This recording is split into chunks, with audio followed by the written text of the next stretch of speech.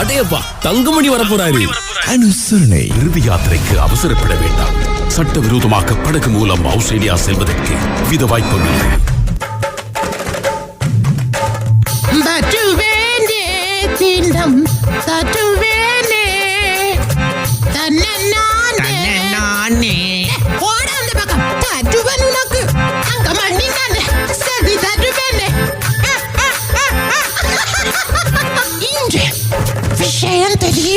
Thangamani scheme. வணக்கம் தங்கமணி, என்ன கதை எப்படி இருக்கீங்க? வணக்கம் அண்ணே, நீங்க எப்படி இருக்கீங்க? நல்லா இருக்கு, நல்ல கதை.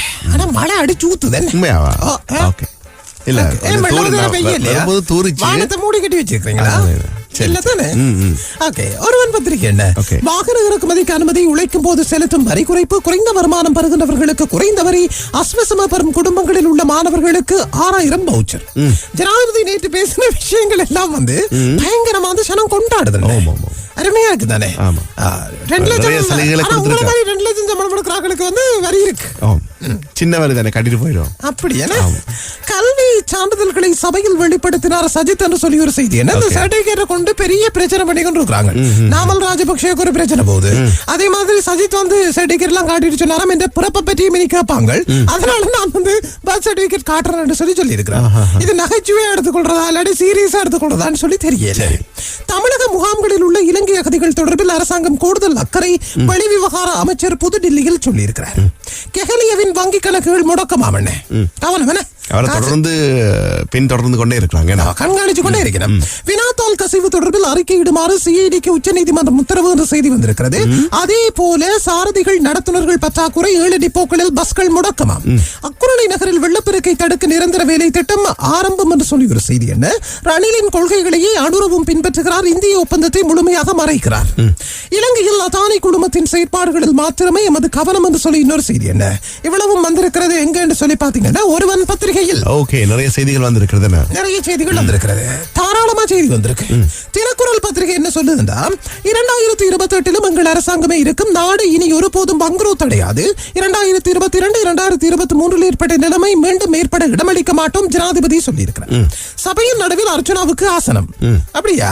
அதாவது எல்லா பக்கமும் கிடைக்கலாம். சென்டர்ல தான் அவருக்கு வேணுமான்னு சொல்லி ரிக்வெஸ்ட் பண்ணியிருந்தாரு. அதனால செய்யற வேலைகளுக்கு சென்டர்ல இல்ல, எல்லா இடத்துலயும் கொடுக்கணும். யாழில் காற்றின் நிறம் கருப்பு, ஆரோக்கியமற்ற நிலையில் காற்றின் தரம்.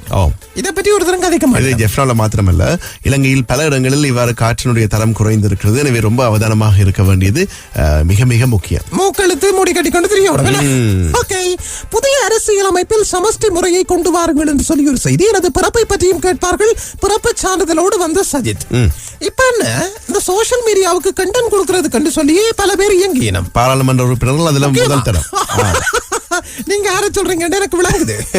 ஓகே. வீரகேசரி பத்திரிகை, தனிநபர் வருமான வரியில் திருத்தம், வாகன இறக்குமதிக்கும் அனுமதி, ஜனாதிபதி அனுர சபையில் அறிவிப்பு, மீண்டும் பங்குரோத்து நிலைக்கு இடமில்லை என்று சொல்லி இருக்கிறார். வார ஒரு தரம் பங்குரோத் அடைய விடமாட்டோம் என்று தான் எல்லாருமே சொல்லி. ஆனா கால ஓட்டத்தில் ஆகலாம் ஆகாமலும் விடலாம். நல்லது நடந்தா சந்தோஷம், நாங்கள் கியூல நிக்கலாம். தனி அறையில் பரீட்சையால் நிரூபித்தால் பதவி துறப்பின் நாமல் ராஜபக்ஷ சவாலாம். புலமை பரிசில் பரீட்சை விவகாரம் 4 மனுக்கள் மீதான தீர்ப்பு 31ஆம் தேதியாம். எனது கல்வி சான்றிதழ்கள் போலியானவை என நிரூபித்தால் அரசியலில் இருந்து விலகுவேன் என்று சொல்லி நாமல் சொன்ன விஷயம் வந்திருக்கிறது. நாமல் இல்ல, சஜித் அவர்கள் சொன்ன விஷயம் வந்திருக்கிறது. மின் வலுசக்தி துறைகளை காட்டிக் கொடுத்த அரசாங்கம் மெட்கா ஒப்பந்தத்தால் எதிர்கால சந்ததியின் தொழில் பறிபோகும். விமல் வீரவன்ச எச்சரிக்கையாமல். அர்ச்சுனாவின் உரை கான்சர்ட்டில் இருந்து நீக்கமாமண்ணே. ஏன்னு தெரியல, எதை கதைச்சாலும் பிரச்சனை தானே, அதனால தூக்கிட்டாங்க. ஃபேஸ்புக்ல இருக்குமே. சரி பாப்போம், வேணா பேஸ்புக்ல இல்ல என்றாலும் அவரே கொடுப்பார். ரணிலை விட இந்தியாவோடு நெருங்கும் ஜனாதிபதி அனுர விக்ரமசிங்கே என்று அழைக்க தோன்றுகிறது. பிரதான எதிர்கட்சி சொல்லியிருக்கு, யாராவது ஒரு 2 நல்ல விஷயம் செய்தா உடனடியாக அதுக்குள்ள பூந்து ஏதாவது ரணில் ராஜபக்ச முடிஞ்சு அனுர விக்ரமசிங்கே. நல்லது. எரிக்கப்பட்ட ஜனாசாக்களின் பேர் விவரங்களை தாருங்கள், ரிஷாட் பதியுதீன் அரசாங்கத்திடம் கோரிக்கை.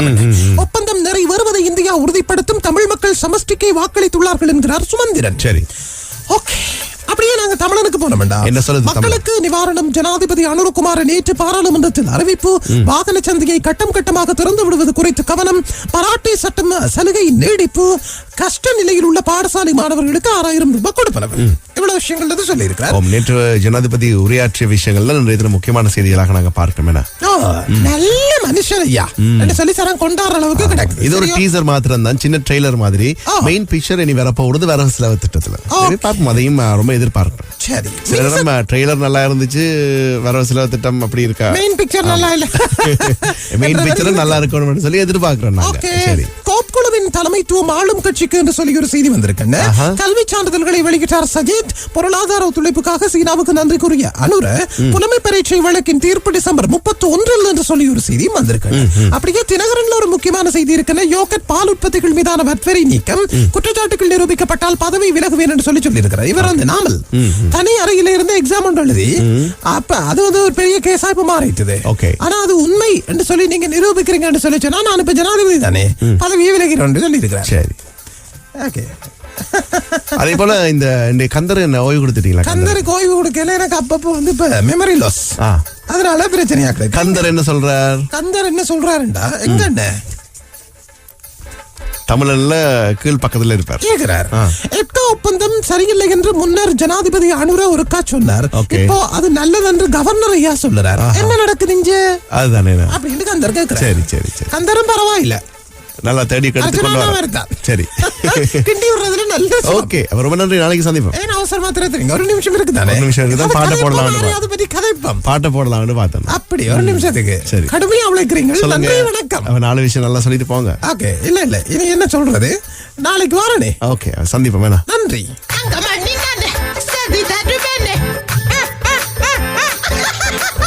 எல்லாம் முடிஞ்சது, போங்க.